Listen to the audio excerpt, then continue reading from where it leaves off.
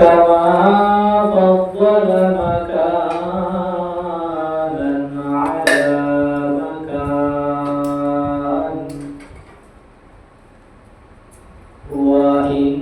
وإنسانا على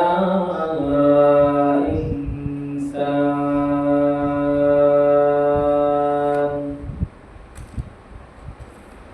ونشهد أن لا إله إلا الله وحده لا شريك له ونشهد أن سيدنا وسندنا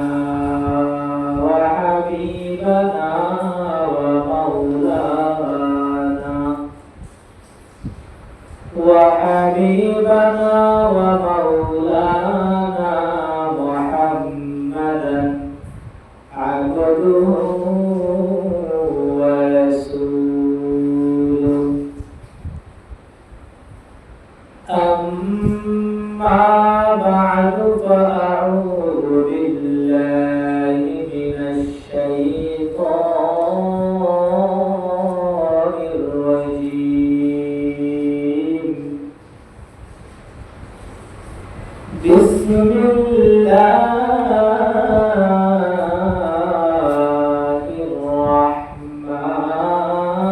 الرحمن الرحيم يا أيها الذين آمنوا اتقوا الله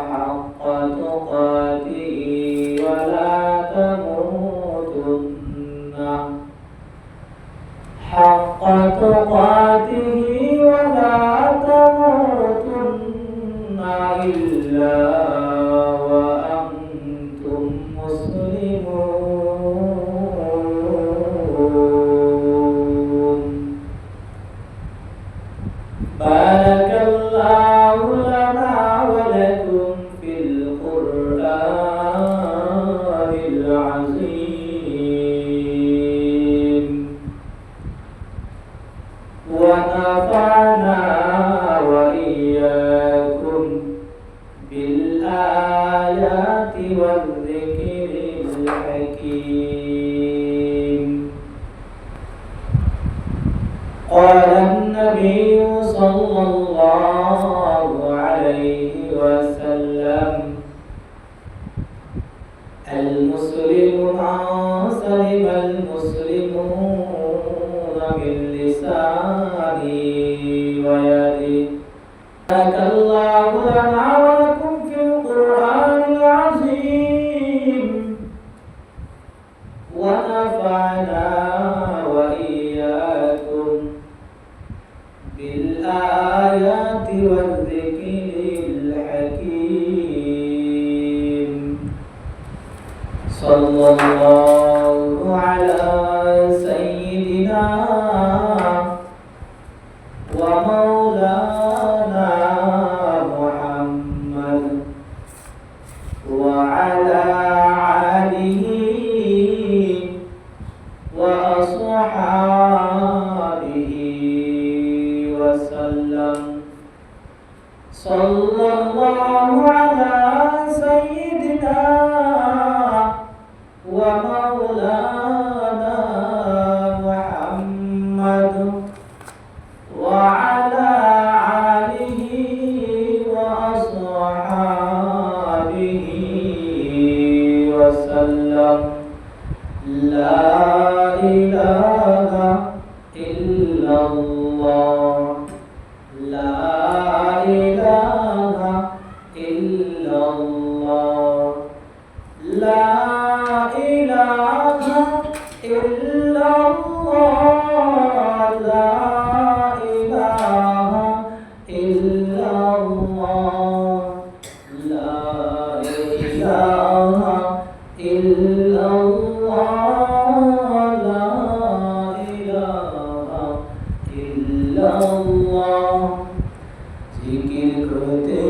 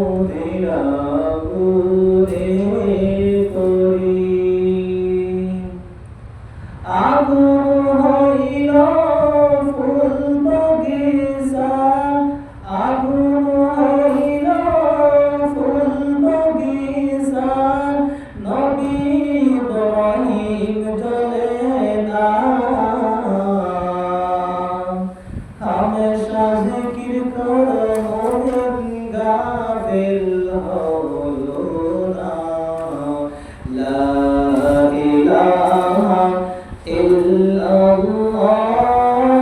লা ইলাহা ইল্লাল্লাহ লা ইলাহা ইল্লাল্লাহ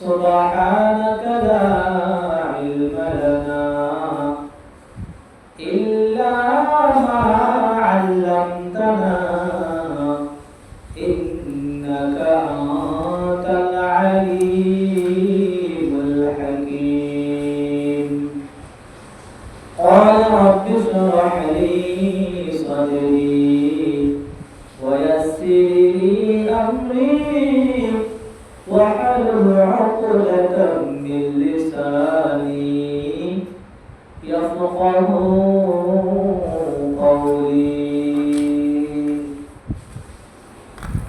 الحمد لله अल्लाह पाक के मेहरबानी से लाखों कोटि शुक्रिया ज्ञापन करी जब महान अल्लाह पाक रब्बुल आलमीन आज के जुमा दिन সপ্তাহের শ্রেষ্ঠ দিন আল্লাহ রাব্বুল আলামিন আপনাকে আমাকে আল্লাহর ঘর মসজিদে আসা এবং বসার তৌফিক দান করেছেন সেজন্য আমরা অন্তর থেকে বলি আলহামদুলিল্লাহ আল্লাহ রাব্বুল আলামিন এই জুমা দিনকে সপ্তাহের 7 দিনের মধ্যে সবচেয়ে দামি দিন এবং শ্রেষ্ঠ দিন হিসাবে আল্লাহ রাব্বুল আলামিন আমাদের জন্য উম্মতের জন্য বান্দার জন্য শুক্রবারের দিন দিয়েছেন এই শুক্রবারের দিন এই দিনে অনেক গুরুত্ব রয়েছে এবং এই দিনে অনেক ফজিলত রয়েছে যা অন্যান্য দিনের চাইতে এই দিনের অনেক ফজিলত আল্লাহ রাব্বুল আলামিন দিয়েছেন আমাদের জন্য এই শুক্রবারের দিন জুমা দিনের আগে বলছে যে জুমার নামাজের ওয়াক্ত আসার আগে গোসল করে সুন্দর করে গোসল করে আতর সুগন্ধি ব্যবহার করে ভালো কাপড় পরে মসজিদের দিকে আসবে এবং ভালো কাপড় পরিধান করে আগে আগে মসজিদে আসতে হবে এটা হচ্ছে জুমার আজকের এই জুমা দিনের এই শুক্রবারের আদব এবং এই দিনে আল্লাহ রাব্বুল আলামিন ঐতিহাসিকভাবে বিভিন্ন ঘটনা এবং বিভিন্ন সময়ে আল্লাহ রাব্বুল আলামিন কিছু জিনিস করেছেন যা শুক্রবার দিনে যেমন সমস্ত দুনিয়া আল্লাহ পাক বানাইছেন শুক্রবার দিনে এমনকি যখন হযরত আদম আলাইহিস সালাম সৃষ্টি করতেন তখন আল্লাহ রাব্বুল আলামিন কাদামাটি দ্বারা ওই শুক্রবার দিনে আল্লাহ রাব্বুল আলামিন হযরত আদম আলাইহিস সালামকে দুনিয়াতে প্রেরণ করেছেন যেহেতু এই শুক্রবারে আমার আল্লাহ রাব্বুল আলামিন ইতিপূর্বে হযরত আদম নবীকে পাঠাইছেন এরপর দুনিয়ার সমস্ত আসমান দুনিয়াতে শুক্রবারে পাঠাইছেন এমনকি আবার ওই দুনিয়াটা ধ্বংস করবেন আবার শুক্রবার তো আল্লাহ রাব্বুল আলামিন আমাদের তেলাওয়াত আয়াতের মধ্যে বলেন ইয়া আইয়ুহাল্লাযীনা আমানু তাকুল্লাহা হাক্কা তুকাতিহি ওয়া লা তামুতুন্না ইল্লা ওয়া আনতুম মুসলিমুন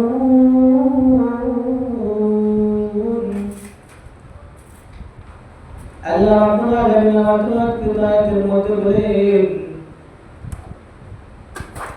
হে ইমানদারগণ তোমরা আমি আল্লাহকে ভয় করো এবং প্রকৃত মুমিন মুসলমান না হয়ে মৃত্যুবরণ করো না এটা হচ্ছে অর্থ।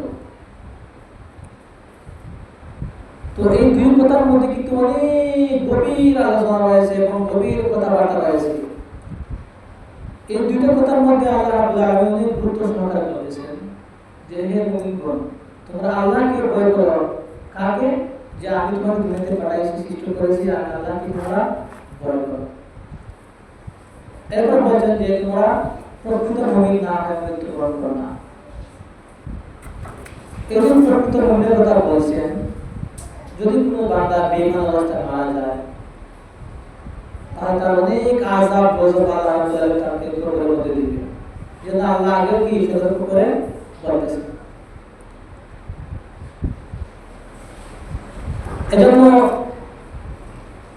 এই শুক্রবারের যে গুরুত্ব রয়েছে এবং শুক্রবারের যে দাম রয়েছে, একটা কথা আছে আল্লাহ রাসূলের হাদিসের মধ্যে আছে যে এই শুক্রবার দিনকে কতটুকু গুরুত্ব দেওয়া হয়েছে। যে যদি কোনো ব্যক্তি জান্নাতে যাইতে চায় বা বেহেশতে যাইতে চায় তাহলে পাঁচটা কি? পাঁচটা কর্ম রয়েছে। যদি কোনো বান্দা এবং যদি কোনো ব্যক্তির ভিতরে পাঁচটি কর্ম থাকে, অভ্যাস থাকে, আল্লাহ রাব্বুল আলামিন ওই ব্যক্তিকে মৃত্যুর পরে বেহেশতে দিয়ে দিবেন। সুবহানাল্লাহ। পাঁচটা কি? এক নাম্বার হচ্ছে আল্লাহ রাসূল সাল্লাল্লাহু আলাইহি ওয়াসাল্লাম বলতেছেন, এক নাম্বার কর্ম হলো যদি কোনো বান্দার ভিতরে এক নাম্বার কর্ম থাকে, এক নাম্বার কর্ম হলো যদি তোমার অপর মুসলমান ভাই যদি অপর মুসলমান ব্যক্তি যদি অসুস্থ থাকে তাহলে তুমি তাকে দেখো। যদি কোনো বান্দা যদি কোনো ব্যক্তি অসুস্থতার মধ্যে ভুগতে থাকে, যদি কোনো বান্দা অসুস্থ থাকে তাহলে তুমি যাও, তুমি গিয়ে দেখো, তুমি তার খেদমত করো। এক নাম্বার হচ্ছে কর্ম। দুই নাম্বার কর্ম হলো যদি কোনো বান্দা মারা যায়, যদি কোনো ব্যক্তি মারা যায় তাহলে যদি তোমার কানের মধ্যে শব্দ আসে যে অপর ব্যক্তি মারা গেছে, তাহলে তুমি যথাসময়ে বা তোমার সময় করে তুমি ওই ব্যক্তির জানাজার মধ্যে তুমি শরীক হও। এটা হচ্ছে দুই নাম্বার কর্ম। তিন নাম্বার কর্ম হলো দিবসে রজনীতে যদি কোনো বান্দা রোজা রাখতে পারে, যেমন রমজান মাস ছাড়া যে বাকি দিবসগুলো আছে, মুহররমের রোজা আছে, বিভিন্ন দিবসের রোজা আছে, যদি কোনো বান্দা দিবসে রমজানের রোজা রাখতে পারে আল্লাহ রাব্বুল আলামিন ওই বান্দার হচ্ছে ওই জান্নাতি ব্যক্তি হচ্ছে তিন নাম্বার কর্ম। চার নাম্বার কর্ম হলো জুমার দিনে তোমরা জুমার নামাজের জন্য তোমরা মসজিদে গমন করো। জুমার নামাজ আদায় করার জন্য তুমি আমার ঘরের দিকে রওনা হও। এটা হচ্ছে 4 নাম্বার কর্ম। 5 নাম্বার কর্ম হলো যদি কোনো বান্দা তার কৃত গোলামকে এবং তার কৃত গোলামকে যদি তার কৃত দাসকে সে মুক্তি দেয় তাহলে ওই ব্যক্তি হচ্ছে 5 নাম্বার কর্ম। আল্লাহ রাসূল সাল্লাল্লাহু আলাইহি ওয়াসাল্লাম বলেন, যদি কোনো ব্যক্তির ভিতরে এই 5টি কর্ম অথবা এই 5টি গুণ থাকে, আল্লাহ রাব্বুল আলামিন কিয়ামতের সময় জান্নাতি ব্যক্তিদের সাথে আল্লাহ রাব্বুল আলামিন ওই ব্যক্তিকে বিনা হিসাবে জান্নাত দিয়ে দিবেন। সুবহানাল্লাহ। এজন্য মুহতারাম হাজিরিন, আমরা সব সময় খেয়াল করতাম যদি আমাদের পাশের বাড়ির লোক যদি অসুস্থতার মধ্যে থাকে, যদি আমার পাশের ঘরের মানুষ যদি অসুস্থতা হয়, যদি সে কোনো বিমারের মধ্যে থাকে, আপনার আমার হক হচ্ছে ওই ব্যক্তিকে দেখাশোনা করার, আপনি আমি ওই ব্যক্তিকে খেদমত করার। এরপর 2 নাম্বার কর্ম বললাম, যদি আপনার জানা মতো আমার জানা মতো যদি কোনো মানুষ দেখা যায় মারা গেছে, তাহলে আপনি আমি সাধ্য অনুযায়ী ওই ব্যক্তির জানাজার মধ্যে শরীক হইতাম। 3 নাম্বার কর্ম হলো দিবসে রজনীতে আমরা রোজা রাখতাম। যেমন রমজান মাস ছাড়াও বিভিন্ন রোজা রাখার দিবস আছে। আল্লাহ রাসূল সাল্লাল্লাহু আলাইহি ওয়াসাল্লাম শুধু রমজান মাসে রোজা রাখেন নাই, আমার আল্লাহ রাব্বুল আলামিন আল্লাহ রাসূলকে এত মর্যাদা দান করেছেন। আল্লাহ রাসূল সাল্লাল্লাহু আলাইহি ওয়াসাল্লাম রমজান মাস ছাড়াও বিভিন্ন মাসে সব সময় রোজা রাখতেন। এজন্য আল্লাহ রাসূল বলেন, তোমরা দিবসে রজনীতে রোজা রাখো। 4 নাম্বার হচ্ছে তোমরা জুমার দিনকে গুরুত্ব মনে করো, জুমার দিনকে তোমরা গুরুত্ব মনে করো, জুমার দিনে তোমরা জুমার নামাজের জন্য তোমরা মসজিদে রওনা হও। 5 নাম্বার হলো তোমরা যদি তোমাদের কৃতদাস থাকে, যদি তোমাদের গোলাম থাকে, তাহলে ওই কৃতদাসকে যদি মুক্তি দাও। এটা হচ্ছে 5 নম্বর কর্ম। আবার অন্য হাদিসের মধ্যে আছে 6 নম্বর কর্ম হচ্ছে আপনার যদি আশেপাশে কোনো গরিব লোক থাকে, যদি মিসকিন লোক থাকে, যদি আপনার থেকে সে একটু গরিব হয়, তাহলে আপনি তাকে সৎকার দান সৎকার করতে হবে। আপনি তাকে দেখাশোনা করতে পারেন, 3 বেলা খাইছে কিনা সেটা আপনি দেখতে পারেন। এটা হচ্ছে অন্য হাদিসের রিওয়ায়াতের মধ্যে 6 নম্বর গুণ। আল্লাহ রাসূল বলেন যদি কোনো ব্যক্তির ভিতরে এই 5 থেকে 6টা গুণ থাকে, তাহলে আল্লাহ রাব্বুল আলামিন বিনা হিসাবে জান্নাতে দিয়ে দিবেন। আল্লাহ রাসূল সাল্লাল্লাহু আলাইহি ওয়াসাল্লাম একবার মসজিদে নববীর মধ্যে সাহাবায়ে কেরামদেরকে নিয়ে বসতেছেন। আল্লাহ রাসূল সাল্লাল্লাহু আলাইহি ওয়াসাল্লাম সাহাবায়ে কেরামদেরকে বলতেছেন, হে সাহাবা, আজকের এই দিনে আজকে কে রোজা রাখছো? কোন সাহাবা কথা বলতেছে না। হযরত আবু বকর রাদিয়াল্লাহু তাআলা আনহু বলেছেন, ইয়া রাসূলুল্লাহ, আমি আজকে রোজা রেখেছি। এরপরে হযরত রাসূল করিম সাল্লাল্লাহু আলাইহি ওয়াসাল্লাম বলেছেন, আজকে কোনো ব্যক্তি জানাজা নামাজ পড়তে গেলে তোমাদের মধ্যে কোনো কেউ আসো যে আজকের মধ্যে কেউ কোনো ব্যক্তি বা কোনো মানুষের জানাজা নামাজ শরীক হইছো? কোন সাহাবী কোনো কথা বলতেছেন না, কোনো হাড় কিছু বলতেছেন না। হযরত আবু বকর রাদিয়াল্লাহু তাআলা আনহু বলতেছেন, ইয়া রাসূলুল্লাহ, আমি আজকে অমুক জায়গার মধ্যে একজন ব্যক্তি জানাজা নামাজ পড়ে আসি। এরপরে বলতেছেন, আল্লাহ রাসূল বলতেছেন, হে সাহাবায়ে কেরাম, তোমাদের মধ্যে কি কেউ আছো যে আজকে কোনো গোলাম অথবা কোনো কৃতদাসকে তোমরা মুক্তি দিয়েছো? সাহাবী কোনো কিছু বলতেছেন না। হযরত আবু বকর রাদিয়াল্লাহু তাআলা আনহু বলতেছেন, ইয়া রাসূলুল্লাহ, আমি আজকে আমার প্রত্যেক গোলামকে আমি মুক্তি দিয়েছি। এরপরে আল্লাহ রাসূল বলতেছেন, হে সাহাবায়ে কেরাম, তোমাদের মধ্যে কি কেউ আজকে কোনো অসুস্থ ব্যক্তিকে দেখতে গিয়েছিলা? কোনো অসুস্থ ব্যক্তিকে কি তোমরা কোনো খেদমত করে আসছো? সাহাবায়ে কেরাম কেউ কিছু বলতেছেন না। আল্লাহ রাসূলের হাবিবের প্রিয় সাহাবী হযরত আবু বকর রাদিয়াল্লাহু তাআলা আনহু বলতেছেন, ইয়া রাসূলুল্লাহ, আমি আজকে একজন ব্যক্তির খেদমত করে আসছি। সে আমার পাশের বাড়ির ব্যক্তি ছিল, সে অনেক অসহায় ছিল, আবার সে অনেক গরীব ছিল এবং অনেক তার ভিতরে অসুস্থতা দেখা দিয়েছিল। আমি ওই ব্যক্তিকে খেদমত করে আমি আসছি। এরপর আল্লাহ রাসূল সাল্লাল্লাহু আলাইহি ওয়াসাল্লাম বলেছেন, হে সাহাবায়ে কেরাম, তোমাদেরকে আল্লাহ রাব্বুল আলামিন শর্ত অনুযায়ী তোমাদেরকে আল্লাহ রাব্বুল আলামিন সম্পদ দিয়েছেন। ওই সম্পদ কি তোমরা আল্লাহর রাস্তায় খরচ করেছো বা কোনো বিপদকে বা কোনো অসহায়কে দান করেছো? সবাই সাহাবায়ে কেরাম বলেছেন, আল্লাহ রাসূল, আজকে আমরা এই কাজ করতে পারি নাই, কিন্তু অন্য সময় আমরা মানুষকে সাহায্য করেছি। যারা অসহায় ছিল আমি তাদেরকে কিছু হেল্প করেছি, কিন্তু আজকে পরে কোন সাহাবী আজকে কোনো এই আমল করে নাই। কিন্তু আল্লাহ নবীর প্রিয় সাহাবী হযরত আবু বকর রাদিয়াল্লাহু তাআলা আনহু বলেন, ইয়া রাসূলুল্লাহ, আজকে আমি একজনকে আমি আমার সাধ্য অনুযায়ী কিছু টাকা দান করেছি, তার জন্য আমি তাকে কিছু টাকা পয়সা হারিয়ে দিয়েছি। সে গরিব ছিল, আমার টাকা থেকে সে এক বেলা খানি দরকার মতো আমি তাকে দিয়েছি। সুবহানাল্লাহ। এই যে আল্লাহ রাসূল সব কিছু বললেন, সাহাবী কি নাই, একমাত্র কে কইছে? আবু বকর রাদিয়াল্লাহু আনহু। আল্লাহ রাসূল বলেন, যদি কোনো ব্যক্তির ভিতরে আবু বকরের মতো গুণ থাকে, 5 থেকে 6টা যদি আবু বকরের মধ্যে থাকে,